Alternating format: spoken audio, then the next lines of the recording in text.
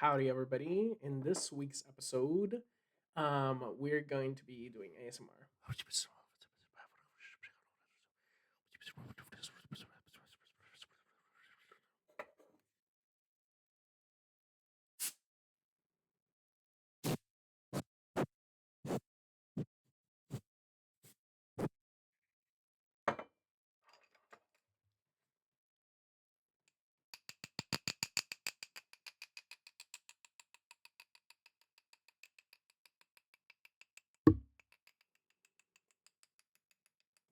Okay, I'm just kidding. We're done with that shit. Hello, everybody. Welcome back to Nothing Upstairs. This episode is a little strange because Brian is currently busy. He's out and about doing other shit, better shit, more important shit, obviously, than being here talking to. I'm sorry, there's nothing better than talking to y'all special people, all two audience members that we have. Thank you so much. There is nothing more special than talking to y'all, but Brian apparently decided that he has some more special shit to do. But I decided, you know what, I'm a real one. I'm a real one. That's what's up. If y'all are gonna learn anything from this episode, is that I'm a real one. I'll make sure I talk to y'all every episode that I can, and I value y'all more than Brian values y'all. So let him know that whenever he comes back. But anyways, we're gonna be talking today. This is really strange. I'm like, what do do I ask myself?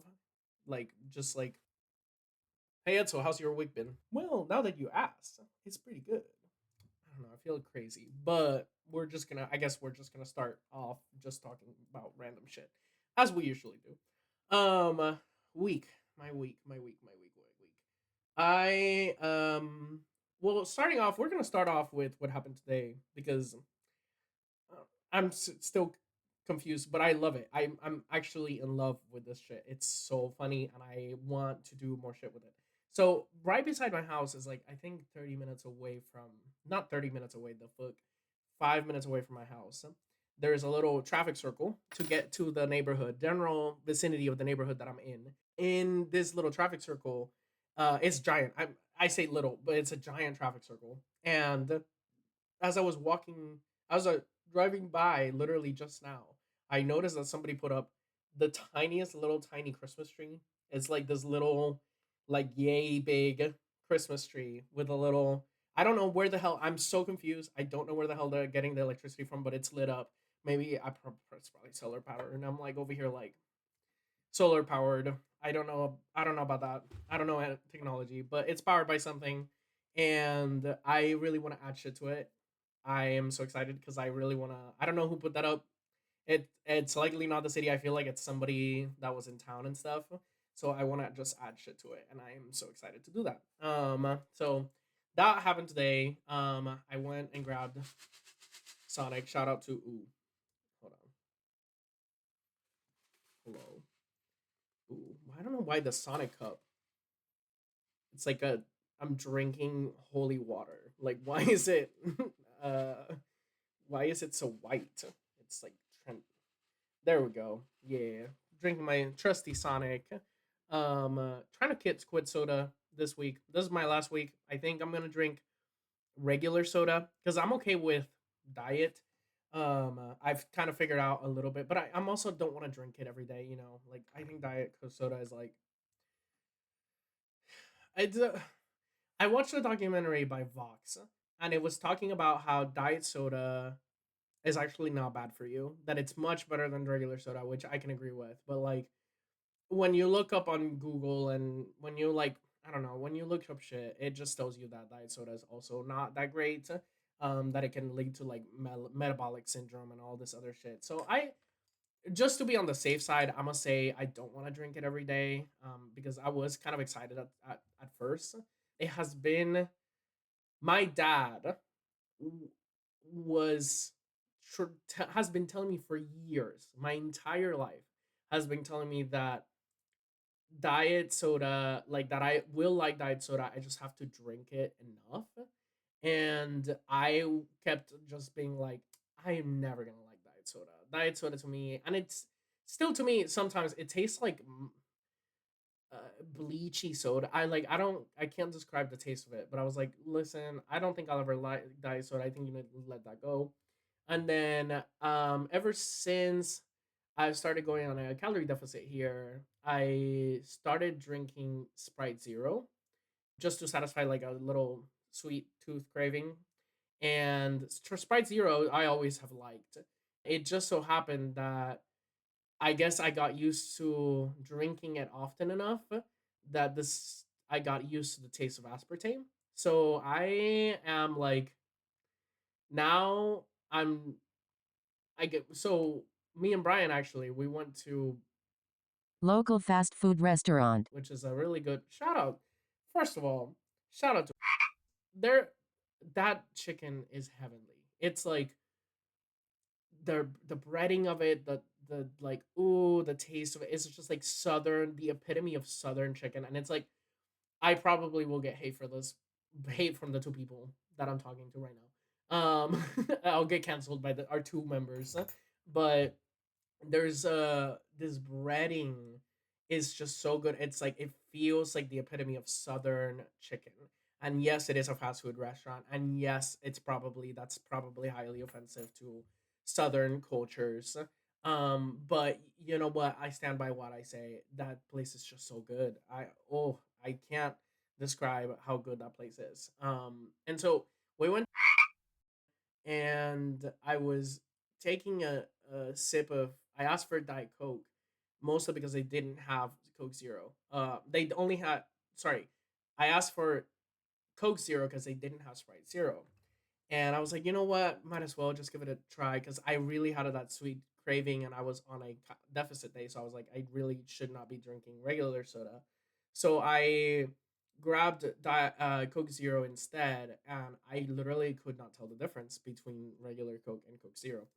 For the first time in my life, I used to be, and I still kind of can, especially when I go back to drinking it. But like, I used to be so obsessed with soda that I could tell by the smell whether or not it was diet or regular soda, and it was like a shocker for me to like all of a sudden I can't taste the difference, and that was a whole trip. Brian was there. He just saw me like open my eyes, be like, "Holy shit! I think I just drank like Coke Zero, but I can't tell the difference between Coke Zero and regular Coke." Which I don't. I'm not telling my dad. That's not happening. I'm so sorry, Dad, but I'm still gonna pretend like you were wrong. So I'm not telling my dad. My dad can still think that he's right. I'm never gonna admit that. But it I am now drinking regular soda again because this is my. I think this is my last weekend. My plan is to get rid of all regular soda from now on, and then on the weekends just drink diet sodas instead of every day. So that's kind of my plan. That's what I've been trying to look into and stuff. And then went to main event to celebrate my cousin's birthday. I need to have a serious conversation. We need to have a serious conversation about the main event queso. And Brian agrees with me on this. Why is it so good? And it shouldn't be.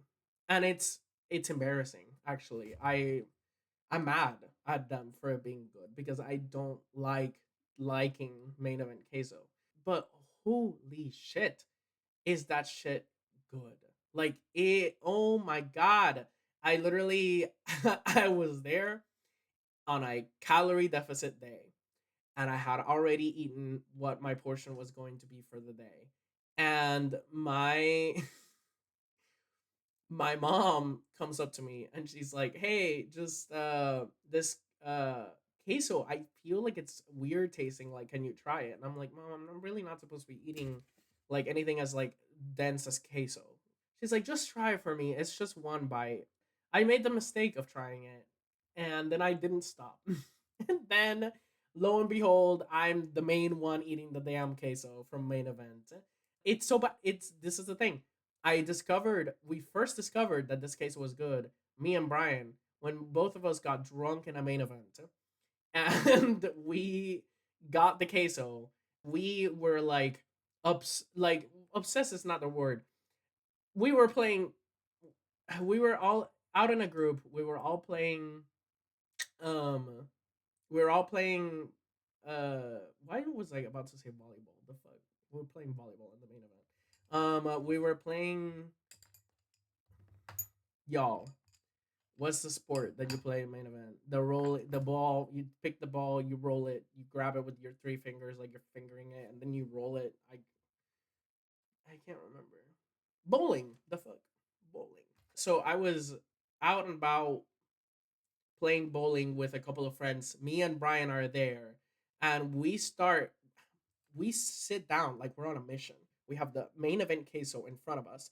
He's right here. I'm right here. We each have our own like batch of chips at this point, and we're just going to town on this damn queso and just commenting. We were drunk at this point. We were just commenting nonstop about how the queso is, and at this point, it got to a point where it was concerning. Like all of our friends are like, "Oh, blah blah blah, it's your turn," and they're like, "Yeah, this is so funny. Like you're losing and stuff." And then I'm over here like, "Y'all, but can we talk about this queso?" And they're like, yeah, no, for sure. Yeah, it's so good. Yeah. And then they'd continue on. They'd be like, oh, look, Maria, like, come over here. Maria, that's not even a real name. Whatever. That is a real name, but whatever. It's like, Maria, come over here. Look at this. And I'm like, no, Maria, come over here. You need to come over here, Maria. You need to try this queso out. By the way, she's already eaten some of the queso. Like, you need to try this queso out. I'm so sorry, but you need to try this queso. And she's like, I tried it. It's very good. Okay, I'm gonna if you're okay over here, I'm gonna go over here. No, no. Maria, you need to try this queso. Like now. Like you need to eat it. It's so good. And me and Brian are having a deep conversation over this queso. Like we are literally talking about its texture. And we're like, oh my god, like we're having a transcendental experience over this damn main event queso. And you know what? We gaslight ourselves. At the end of the night, we eat the queso. By the way, we eat the queso. Like the whole tub of queso, we eat it by ourselves. And we couldn't stop talking about it. We were out in the parking lot. Everybody was going home. We were still talking about it in the parking lot. And at this point, I think everybody else is sick and tired of our shit. I don't think anybody else is talking to us at this point. It's just really me and Brian on a flow state. They're over here. The rest of the world has fallen. Okay, we eat this queso, and the rest of the world fades away into a blur, and it's just me and Brian and this damn main event queso. And so I'm like, we're just talking about the queso. Nobody's talking to us at this point because I think they think we've lost our minds for whatever reason. Couldn't imagine what that reason must be. Then the next day we go to work because at this point we're still working in the same place. We sit down for lunch and he's like, that damn queso. And I'm like, right, the damn queso. Bro, you're so right, this queso. But we're not drunk anymore, so we're like, were we just really drunk? Like, maybe this queso, there's no way this queso can be that good. Are we just really fucking drunk? And we're the brand of drunk. There's the brand of drunk that tells their friends I love you. There's the brand of drunk that calls their exes. And we're the band of drunk that orders queso and talks about it for 2 hours, not talking to anybody else. Everything else blurs away. And we're just talking about this damn queso.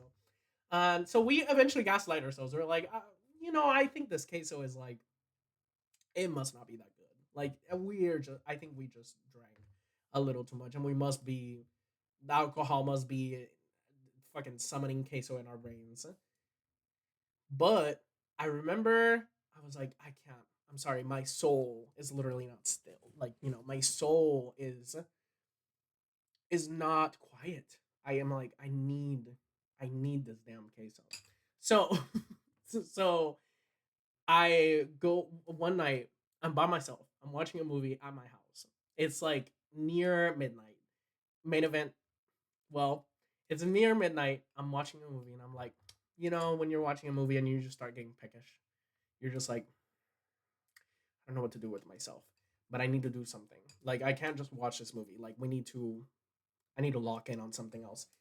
I'm like, oh, you know what I really want? I really want to be drunk at a main event right now, eating this damn queso.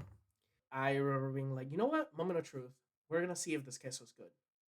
This is gonna be the test, the test of truth over this damn queso. And so I call up. I'm like, actually, I don't call up. I pull up the DoorDash app. And I'm like, hey, I'm gonna need that queso for main event. By the way, no door dashing for main event. That's not happening. It's not door. I don't think DoorDash is working with main event. Obviously, I think I'm the only. I would be the only one ordering DoorDash for main event. I'm like, you know what? Fuck it. I'm just gonna call them. I'm gonna call them and order a to go queso. By the way, I just want. This is atrocious, and I just want to clarify how atrocious this is. There are several we are in Texas. There are several Mexican food stores open at this time. There are local taco trucks open at this time. There's a Velvet Taco open at this time, and my ass is calling. By the way, main event. And can you imagine being a main event employee and picking up the phone and somebody being like, "Hey, are y'all open? Yeah, we're open. Okay, cool." Hang up. Hey, I lost my car keys. Oh yeah, yeah, yeah, we got them. It's in the lost and found. Okay. Hey, hey, hey.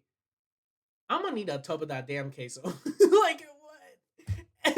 They must have like 10 calls, 10,000 calls about just the most regular, normal shit. And it's just my ass at 11:30 p.m. being like, I'm gonna need that tub. I'm gonna need that tub. Tub of what? You know what I'm talking about. Main event, you know damn well what I'm talking about. I'm gonna need that tub of that queso. And you know it. Okay? Get it ready for me. I'll be there. Get it ready for me or else. Okay? So I get on my car. I start driving down. I get to the main event. They pull out. I'm in the little bar area. I get to the bar area. By the way, I don't know where to go because there's not a fucking DoorDash or pickup order station at the main event. I go to the bar. I sit my ass down, all quiet. You know, it's near midnight. There's not really a lot of people left. I sit down. My hand, my my forehead in my hand. You know, shake my head like I've had a hard day's work. I call up the barman, the barman, the whatever the fuck it is, the barista. I'm like, hey, I'm here for it. You know what I'm talking about, and you know what I'm talking about. And he comes back from the kitchen carrying. This is nothing. This is nothing. He comes back with like imagine like double the thickness of the Sonic large cup worth of queso. At 11:45, and I'm like, y'all are real. I look at that. I look at that barista. Barista? Is it a barista? Bartender. The fuck? I look at that bartender and I'm like, I feel really close to you right now. Thank you so much for this queso. So I take the damn queso. I get into my car. I drive back home. Movie paused. By the way, middle of the movie, probably some of the most important scenes paused for this damn queso. I pull up. I eat the entire tub of queso. I kid you not. I kid you not. I eat the entire fucking worth. Like I wasn't entirely sure I would live in the morning. Like I thought it might be, you know, my last night on earth. I was like, you know, the amount of, you know, I'm not lactose intolerant, but I'm a little, I'm only slightly lactose tolerant, you know. I know I can already, I know y'all are out there. I know y'all are out there. The lactose, not lactose intolerant, but lactose tolerant enough, but not super tolerant. I eat this damn tub of queso, and I didn't know I was gonna wake up the next day. But I, lo and behold, I did, and the first thing I did was call O'Brien, and I'm like, I ordered the queso, and I can testify that it's good as hell. I don't think I've ever been the same as a human being since that. I'm a changed man, to say the least. This queso is just otherworldly. So, um, shout out to main event. Really, I mean, from the deepest corners of my stomach, you have changed my life. So, anyways, I don't even know why was I talking about this damn queso?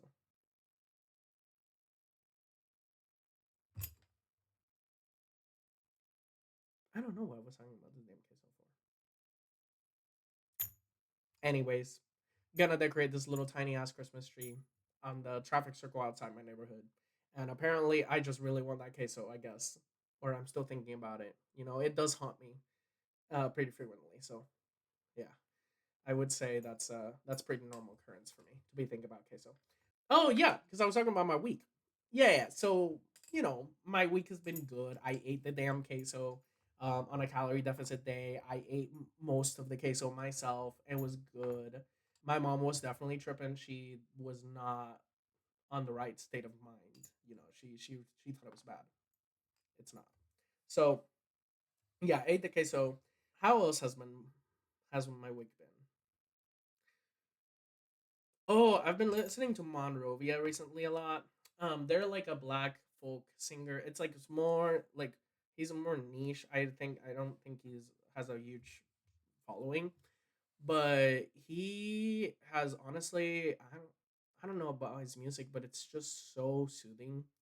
So I've been listening to his music a lot. Just released a song. It's been going around TikTok as an ad. It's like a protest song against governments. It's largely inspired by the protest movements of today and stuff. And so he released that song. It's honestly a banger. It's like super poppy, super like lighthearted and stuff. So it felt very like uplifting. Especially because I do activism stuff, and sometimes it gets heavy. And so I've been listening to him a lot, and I've also been listening to what? Who else have I been listening to? Bon Iver, my boy Bon Iver. No, and it's not Bon Iver. It's not Bon Iver. Y'all are crazy. Y'all need to shut the fuck up. Bon Iver, get the fuck away from me with that Bon Iver bullshit. It is Bon Iver. I think it means good winter or something like that, which I think is in reference to the first album for Emma Forever Ago. I think that I'm just talking out of my ass, and I have a damn phone. Hold on. Let me pull this shit up, okay? Let me pull this shit up. Hold your fucking horses, okay? Hold your fucking horses. So this for Emma Forever Ago. We're gonna do this. For Emma Forever Ago. For Emma Forever Ago is the debut studio album by American indie folk band Bon Iver. It was first self-released in July 2007. Later saw wide release on the I'm not gonna pronounce that. I don't think y'all give a fuck. But yeah, the album was recorded at a cabin between late 2006 to early 2007. Vernon abandoned his old songwriting methods and instead focused on wordless melodies that he later set to words, which he felt evoked a more subconscious meaning. The record's lyrical subjects include lost love and mediocrity. His folk infused songs include heavy choral arrangements featuring Vernon's falsetto and horns. He hunted his own food and spent much of his time isolated. Though he did not intend to make an album, he received strong encouragements from friends and decided to self release for Emma Forever Ago in July 2007. After several performances and online exposure, he was signed to Jaguar later that year, which I think is a production company. But the point of all that was to say that I think his first album was in the woods somewhere. It's like it's the middle of winter. He spent a winter by himself. I think he had gotten diagnosed with mono recently, right before that album, and he also had broken up with like a long term relationship of his. There's something about a breakup, not a breakup. Okay, I don't want to talk about breakups. Well, we're gonna talk about breakups. there's something about a there's something about a I can't describe it. It's just the feeling of isolation that is just so intriguing and peaceful. And the thing about Bon Iver is that you can hear it in his music. Especially that first album, you can 100% hear the isolation he's feeling. It's very apparent in that album. I, it was yesterday. I was kind of bored purposefully because I do have a lot of shit to do. But it was one of those nights where I was like, I don't really want to do anything. I kind of want to just chill out. And so I decided, and this is the first time in a long time I've done this. I used to do this more often back, especially back in college. But I decided to get back in my car, and I drove out to this lookout spot of mine. Um, I I will say I am like a connoisseur of lookout spots. I know all the best little hidden spots around town to just like look over city lights and shit like that. And this spot in particular, it's, by the way, it's like misty. It's like a little bit foggy, but like there's breaks in the fog, which it makes it driving through it really cool. It feels like you're out in the sky. It's also, the fog is so, it's thin enough that you can still see the stars. And in this lookout spot in particular, it's like far from the city, so you can look at the stars, but there's also city lights below in the distance. So you get both, kind of the best of both worlds of the best of both worlds. You kind of get the best of both worlds of sun of stars out in the countryside, and just like the city as well. I parked myself out there, and I'm sure alerted. I'm sure I scared some people, being like, "What the fuck is he doing out in the?" Because it's a main road, and it's a really fast, so it's like 60 mile per hour farm road. I like have to pull over on the side, over on the grass, and I parked my car and like dimmed everything, all the lights down, and just remember like turning it off and putting on music, and I put on Bon Iver. So I sat there for a while. I remember, I mean, most of Bon Iver, if somebody has listened to Bon Iver before, which I'm sure many people have, he's very popular. For those who do not know him, he's a big inspiration for the Taylor Swift's Evermore and Folklore albums. And she worked with him on those albums very closely. But he he sings a lot of sad sounding songs, and a lot of really do like sad songs based on themes of isolation and change.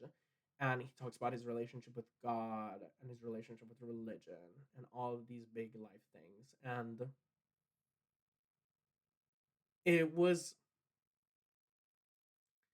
it was really a transcendental experience, just sitting out there, having the periodic fog roll over, looking at the city lights with the starlights. And I was by myself, and I'm sure if somebody were to have knocked on my window and like told me to pull it down or something, um they would have thought that I was just like having a crisis, like I'm sure they would have been like, oh, like this man is just really sad, like he's just out here listening to this sad music and by himself. But I think throughout my life, I would say I used to struggle with loneliness a lot. Um, for most of y'all do know that I'm LGBT, and like growing up LGBT, especially and I'm from a more conservative traditional like household, is very isolating. You don't really fit in, and it's not because you reject; it's because you're rejected. I have struggled with that feeling of isolation and loneliness most of my life. But I think around college is when I first started to kind of question the idea of whether or not this was really a bad thing. And it's not like loneliness, I'm not trying to be like, y'all, if you're lonely out there, you just need to flip a switch. You just haven't flipped the switch, fam. You just haven't flipped the switch. You should flip the switch because it's very, it's very healthy for you. Just start thinking about it like it's a good thing. But there's this long, it's not flipping a switch, it's this long journey of like questioning, am I safe with myself? Am I safe? Do I feel safe within my own skin? And for the longest time, this feeling of loneliness, I think, stemmed from my inability to be comfortable in my own skin. So I was looking for validation and comfort in other people. I really don't. I really want to be careful here because I don't want to join in on the charade of internet personas and videos that are like, you need to focus on yourself, you need to love yourself, you need to be self independent and not be seeking validation from other people. It's natural to seek validation from others. It's natural to seek love from other people. It's natural to just crave connection. You're a human being. It's something that you're wired to do. But something crazy happens when you don't get that for many many years. Your brain becomes desensitized a little bit to that feeling of loneliness. It becomes so common and so like overbearing that you end up having kind of two choices to make. You either get comfortable with it, or you continue to let it affect you negatively. For me, I think around college is when I first started to really get comfortable with my own solitude.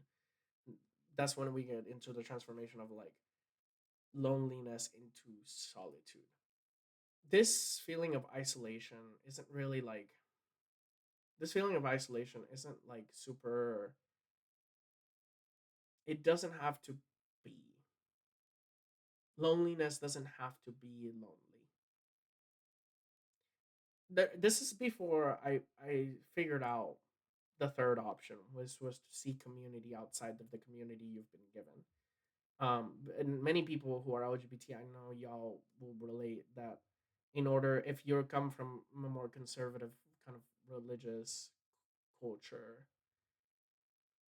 it definitely feels like you need to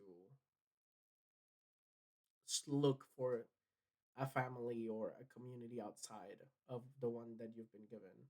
But before you get access to that, if you're in a small town like I was, and you really have access to other options, your one option is to get comfortable with yourself.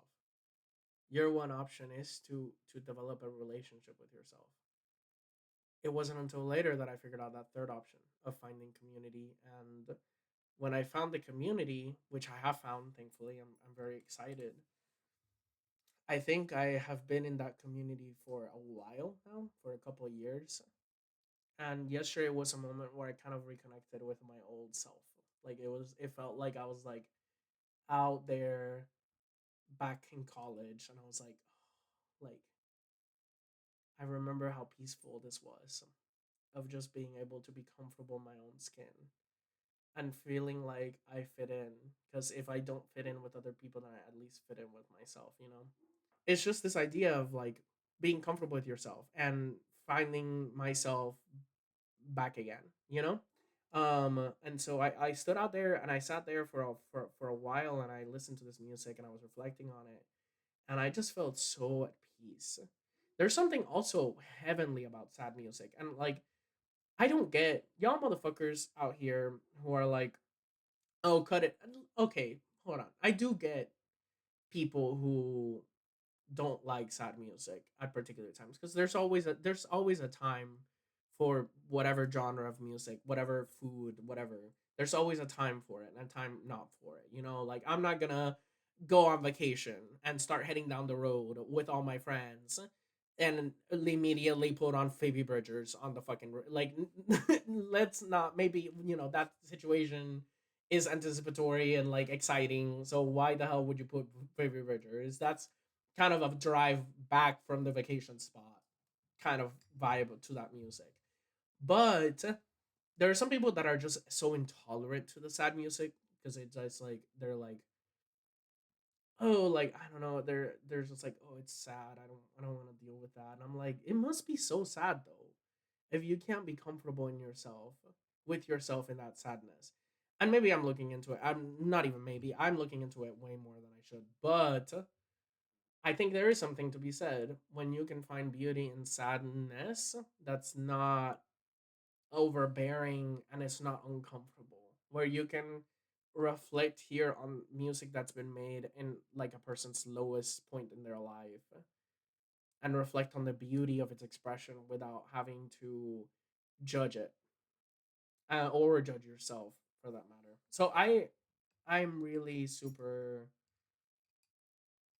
happy with that experience for at least, the hour that I was out there, just to kind of reconnect with myself, be like, I'm still comfortable, I'm still at peace. Not everything is my life is together. There's I have a mountain of laundry in in my bed, just like sitting there, but everything is okay. Everything's okay. At the end of the day, everything is okay. And I just started thinking about the fact that life isn't always happy, and it's not meant to be. If it were, I think it'd be really boring. And I don't think the point of life is happiness. But I started thinking to myself, life isn't always happy, but it is always beautiful. It it's just always always beautiful. Because if I see my life as like I see a movie, for example, where there's ups and downs and obstacles and challenges and happy moments and celebrations and sad moments and despair, it's a really beautiful, interesting movie. You know, that's really what I was trying to get at, is this the beauty of life, regardless of whether you what you're going through, regardless of whether you're going through breakup or you're going through anything that you're going through. There's beauty in the experiences that you have, and you can appreciate that, at least, always. Yeah, that's kind of damn. I'm over here, by the way, this entire time talking to y'all about life, just holding this screw, I think, like a damn cigarette. But that's been my week. I think it's just been like kind of all over the place, but really peaceful, and I really like that. Now that Brian's gone, I can talk about that shit. Because God knows he wouldn't understand. That man, that man. Now that he's gone, let's talk shit. So Brian, first of all, he's a bitch. He is just, I think, not a good person. I'm gonna just say that right now, just for y'all's warnings. Brian is it's he's really not that great. I He's nothing in comparison to me, obviously. I mean, like, you know to be for real, to be honest, finally, now that I can breathe, that he's not here. He really, I mean, he's got nothing on me. Like that, I'm obviously the main hit of the show here. He's just kind of there. So yeah, I'm really glad that he's gone this week, and we can kind of we we can have a conversation. Um, yeah, I'm just fucking kidding, Brian. Shout out to you. I love you. You get your shit together. Do what you got to do, and we will be back at some point. But yeah, no, it's been a good week. I think the what was the point of all this? I don't know.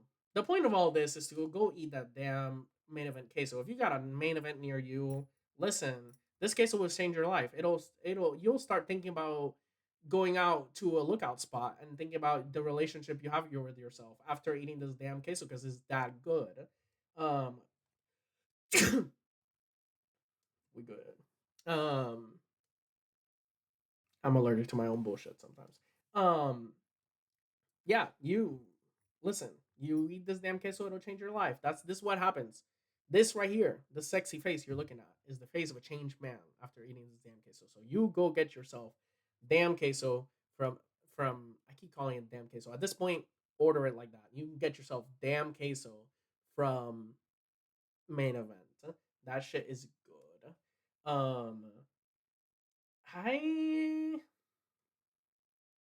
I'm trying to think if I have anything else to talk about.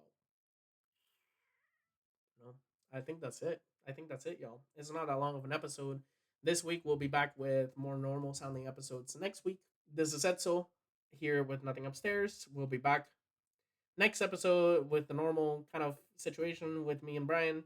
But yeah, this is just a little short snippet. See how y'all like. And if y'all want more like solo episodes, feel free to reach out and let us know.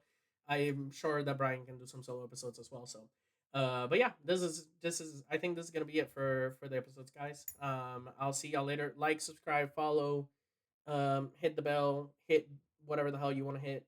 Don't hit anything. Just be mindful. Be peace. Be a peace. We talked about that. Be a peace. But yeah, good luck, guys. Thank you.